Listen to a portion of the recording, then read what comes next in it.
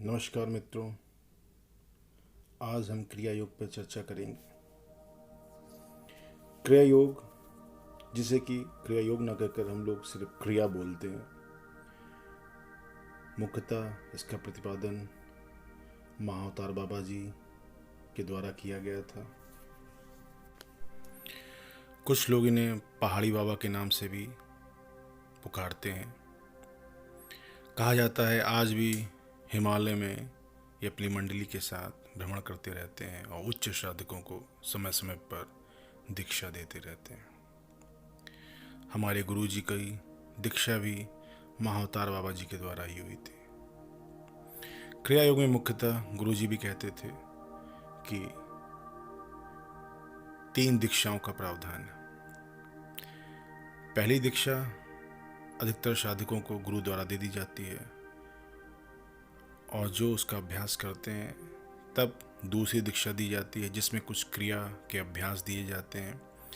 साधक उनका अभ्यास करता है और धीरे धीरे अपनी कुंडली शक्ति को जागृत करता है, चक्रों का शोधन करता है और इसके बाद अंतिम दीक्षा होती है, जिसे तीसरी दीक्षा कहते हैं, जिसमें कि एक अंतिम क्रिया दी जाती है जिसका अभ्यास साधक जीवन पर्यंत करता है और इसका अभ्यास करते करते ही उसके सभी चक्र जागृत हो जाते हैं और कुंडलिनी शक्ति का भी जागरण होता है और मूलाधार से उठकर कुंडलिनी सहस्रार की ओर बढ़ जाती है। क्रिया विज्ञान पूरीतः अगर आप गौर करेंगे तो हमारे चक्र, जो हमारी रीढ़ की हड्डी में सूक्ष्म शरीर में स्थित चक्र हैं, उस पर आधारित है और पूरी तरह से वैज्ञानिक है। लेकिन क्रिया योग के अभ्यास आपको बहुत सी पुस्तकों में भी मिल जाएंगे, लेकिन आप ये नहीं जान पाएंगे किस क्रिया को कैसे करना है और किस क्रम में करना है। गुरु के द्वारा कुछ क्रियाएं आपके अनुकूल जो होती हैं वो दी जाती हैं, आप उनका अभ्यास करते हैं, उसी क्रम में आपके चक्रों का शोधन होता है और धीरे धीरे आपके चक्र जागृत होते हैं। क्रिया योग और कुंडलिनी योग में फ़र्क इतना है कि क्रिया योग का अगर आप निरंतर अभ्यास करते हैं तो आपके चक्रों का जागरण एक निश्चित क्रम से होता है। ऐसा नहीं होता कि आपका मणिपुर चक्र जागृत हो गया, आपका स्वाधिष्ठान चक्र जागृत नहीं हुआ। वो एक निश्चित क्रम से जागृत होता है, क्योंकि क्रिया योग के अभ्यास में आप अपनी चेतना या प्राण शक्ति को विभिन्न चक्रों में एक निश्चित क्रम से रोटेट करते हैं, जिसके कारण धीरे धीरे ये चक्र एक निश्चित क्रम में जागृत होते जाते हैं। लेकिन इसका निर्णय केवल गुरु ले सकता है कि कौन सी क्रिया आपके लिए सही है। इसीलिए क्रिया योग का अभ्यास पुस्तकों को पढ़कर या कुछ क्रियाओं को जानकर नहीं करना चाहिए।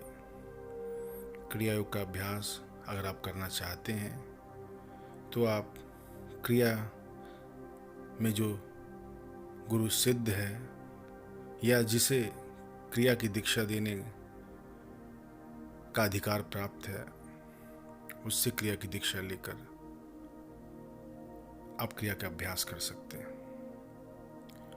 क्रिया योग के साथ एक ये भी तथ्य जुड़ा हुआ है कि अगर आपके संस्कार होंगे तभी आप क्रिया योग से जुड़ पाएंगे, और जब आपका समय आएगा आपकी दीक्षा स्वयं हो जाएगी।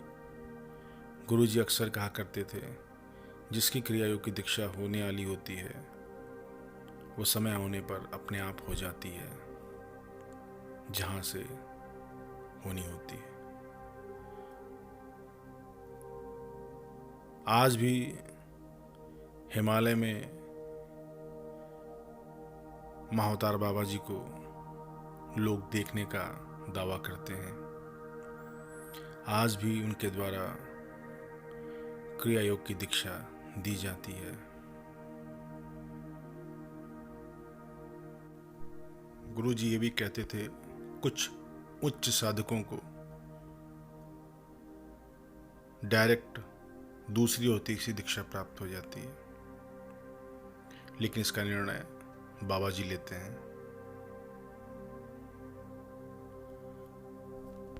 अगर आप क्रिया योग के अभ्यास की तरफ बढ़ना चाहते हैं तो सबसे पहले अपने खान पान को संतुलित कीजिए। अपने जीवन में थोड़ा योग को प्रवेश करने दीजिए। सबसे ज़रूरी है प्राणायाम।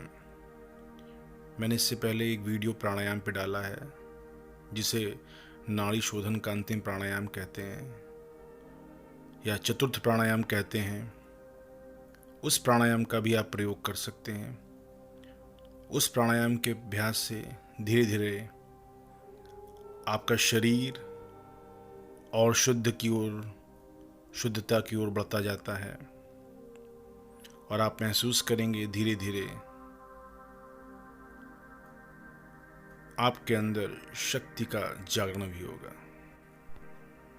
प्राणायाम और चक्रों के प्रति अपनी अवेयरनेस को, अपनी सजगता को जैसे जैसे आप बढ़ाएंगे, इससे पहले बीज मंत्र के साथ चक्रों का जो एक ध्यान है उसका भी वीडियो पड़ा हुआ है। अगर उसका भी अभ्यास करेंगे तो धीरे धीरे आप क्रिया योग की तरफ बढ़ने लगेंगे और जब समय आएगा तो आपको क्रिया योग की एक